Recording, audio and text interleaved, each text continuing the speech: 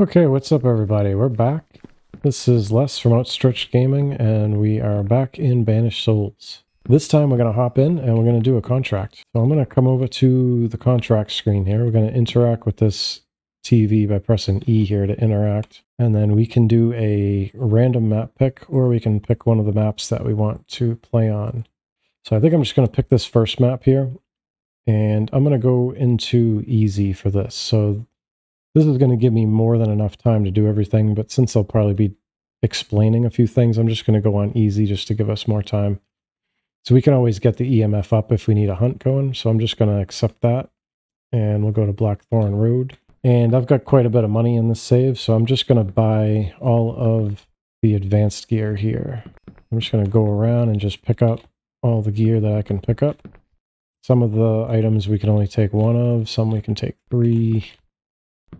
I'm just going to grab everything we can grab. So we just have all the advanced gear, and then I'll do a playthrough with the discount gear too. So we have all the gear selected, so that's our money up top. When we pick the gear up, it already minus the money from us. We can still put stuff back if we want and get the full money back for it. But whatever's on this board when we leave, that's what's going to get delivered to the contract, and then that's when our money's going to get deducted from us permanently. I have everything we need here, so we're going to come to the front door, start contract, interact with that door. And here we are. So we are in Blackthorn Road here. And this is our tent that has our gear in it, so all of our gear will always spawn here. And we have a map of rooms in the back here, so if we need to see where maybe one room boundary ends and another one begins, if you got a whisper and you're trying to determine what room it's in, this can help figure it out. So what I like doing first is grabbing the 3 EMFs we have, because we want to get working on that cursed item. We want to find that cursed item. And it's going to be easier to find on the easier difficulties. The more higher the difficulty is, the harder the item is going to be to find. So what we want to do is we want to find the 6 items in the map first. So they're always going to be in the same place in whatever map you're in. So for this map, and we have a ghost that just opened that door. So for this map, we have our journal here. And then if we come into this bedroom, we have our pocket watch here. We have our mirror shard right here. So what you can do is drop an EMF by each one of these items. But if you get items that are close enough together, you can actually just drop 1 or 2 EMFs and it can pick them both up. So if I just drop an EMF there, that EMF just picked up. This ghost turned the computer on in here. So that's what that beep was.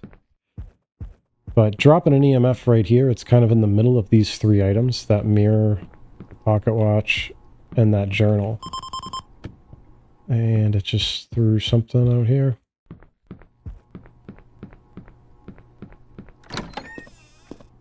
Oh, see, that EMF just took me to the butterfly here. So I think we got our cursed item already. But we'll double check that. So this is another cursed item. And then if we go through this door here, we have our hourglass. That's another cursed item. And then in our garage, we have the bell over here. We can pick up all 3 of these with 1 EMF here. So I can drop an EMF here. That will monitor those 3, and then we have one that we can walk around with. Now, I'm pretty sure that this butterfly was given the EMF off, but we're going to double check. And now my ghost is in the kitchen here. So that could be a clue for us. This could be a death room. So that water turned on. Now, that ghost was around that bedroom there because it hit the door, turned the PC on, so it could have roamed in there. And then it could have roamed in the kitchen, but it also could have teleported to the kitchen. So this is possibly going to be a death room. We'll have to see where the ghost is going to be and see if it keeps doing things in the kitchen as well as some other area. So you do really want to kind of pay attention to behavior as you're playing through this, because just picking up on subtle behavior cues can help you kind of get through it. So I'm just taking a mental note that a door got hit over there, the PC got turned on, the water got turned on over here. That could have just been a roam, but could have also been a death room teleport too. So on easy, these these haunted items are going to beep with EMF more often, whatever the haunted item is. And there we go right there. So it was the butterfly that just gave another EMF there. So we can take this now and go give it to our ghost. And I think our ghost is in here. I think it turned a light on or did something. So I'm just going to throw that in there for now. And that was the item. And it just interacted with it. So our ghost just became visible. And it gave us this tablet. And that's going to be our tablet for sacrifice. That's the symbol that's on our tablet there. So we can check sacrifice. And now we're down to these ghosts here. So now we're going to go out and grab some more gear. So that was actually pretty easy. We got that item pretty good. So usually what I'll do next is I'll throw down some of these teleport sensors. So if the ghost does happen to teleport, we can pick it up if we have one of these in the right room. So the ghost will always teleport to its death room through the match. So what I'm going to do is just pick 3 rooms at random. And my water went on in the kitchen, so I'm definitely going to put one here. So if this is the death room, the ghost will teleport in here at some point, and this teleport sensor will beep, and it'll turn white to let us know that there was a teleport there. So maybe we get lucky and we find it easy, but we'll figure it out.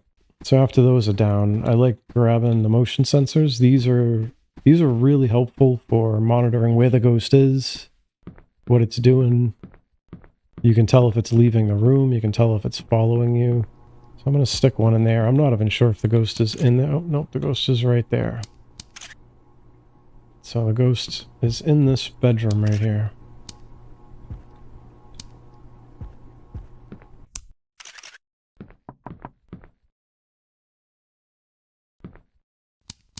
And you can kind of toggle these too. So if the ghost is standing inside of it, you can toggle it and force a visibility on the ghost.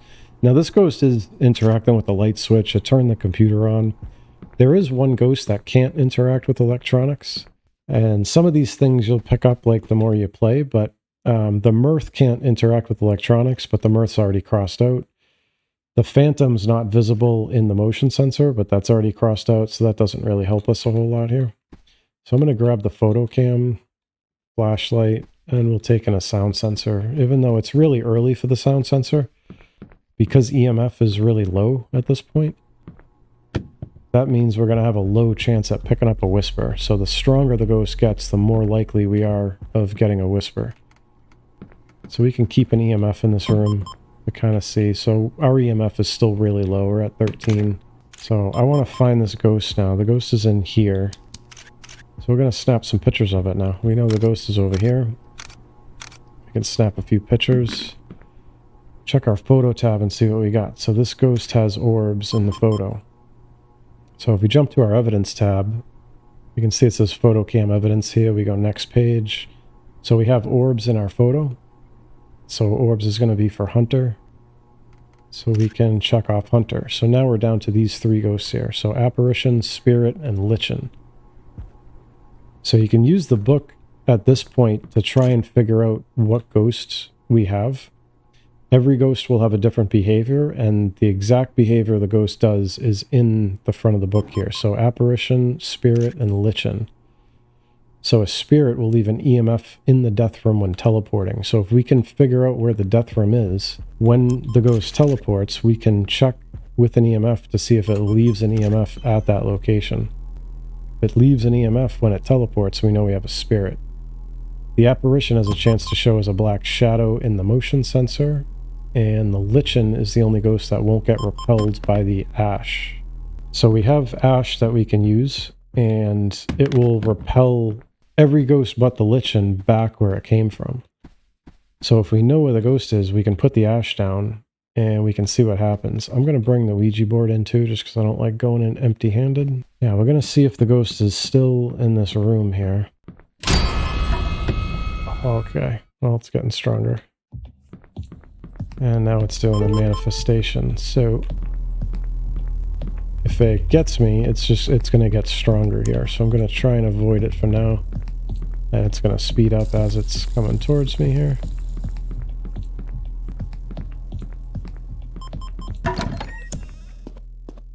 Okay, so manifestation's over. And I think it's coming back in this room. Well, it just spun that globe, but it didn't go back in the room. So, let's see. Throw one of these motion sensors out here. Oh, it's over there now.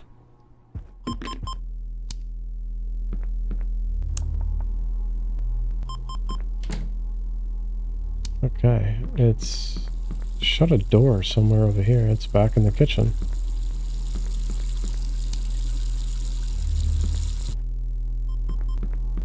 I'm not sure where it is. I'm getting beeps.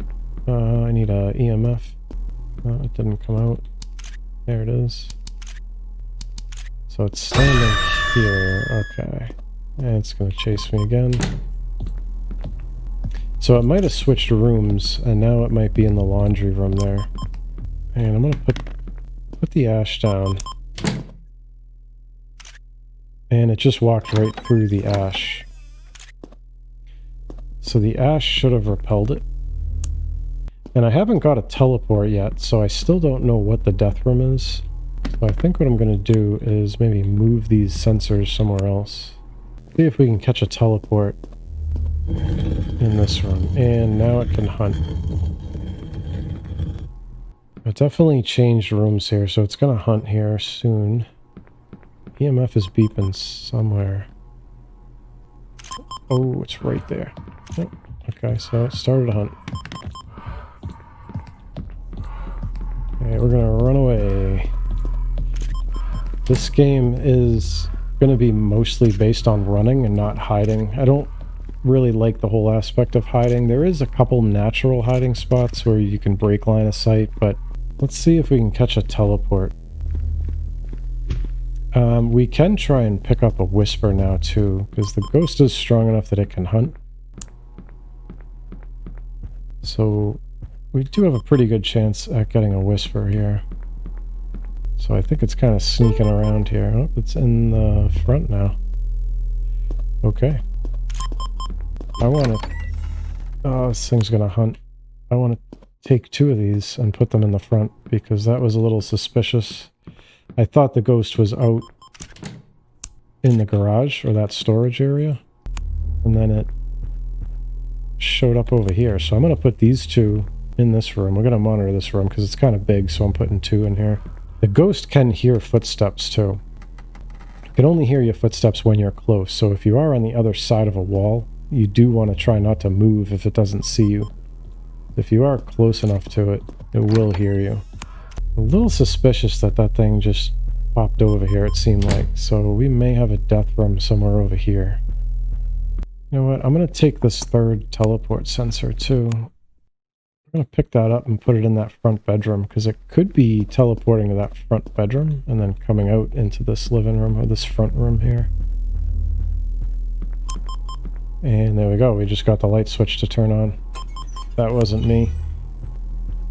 So that's probably going to be our ghost room right there, because that ghost was just out in the, it was just out in the garage with me. And there we go, that's our whisper. So that's what I mean, it really pays off in here to be observant and to kind of just get a feel for what's going on. When we first started this match, the computer turned on, the ghost was in here, and then it seemed to move, so...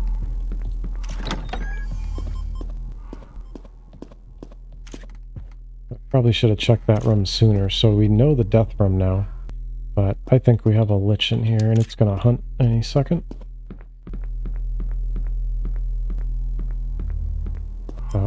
I think I'm just gonna go with lichen on this.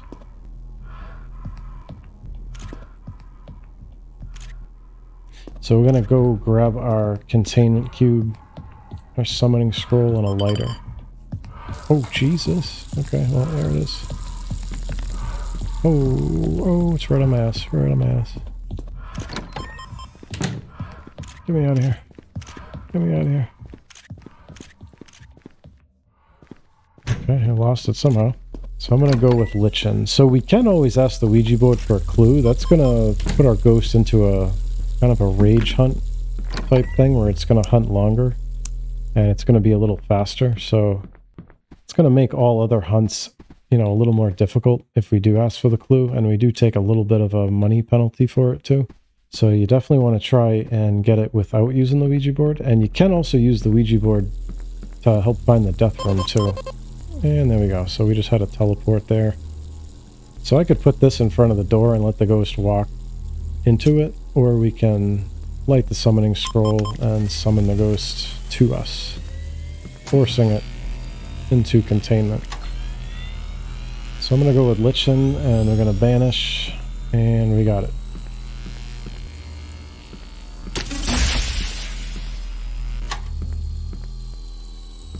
So we picked the right death room, we picked the right ghost, and because I'm playing on easy, the contract paid me 200. We didn't get a difficulty bonus because we played on easy.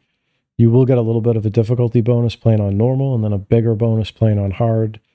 And if you can do it without taking a picture or without using a haunted item, you'll get a 0 evidence bonus. And because we lived, we get our equipment refund. So I spent 2,300, so I get that back, and we get some XP.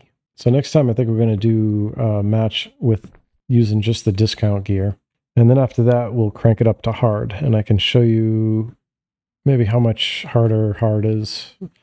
But you do get a much more payout with it too, so it does become worth it. That's going to be it for this time, so thanks for watching, and see you next time.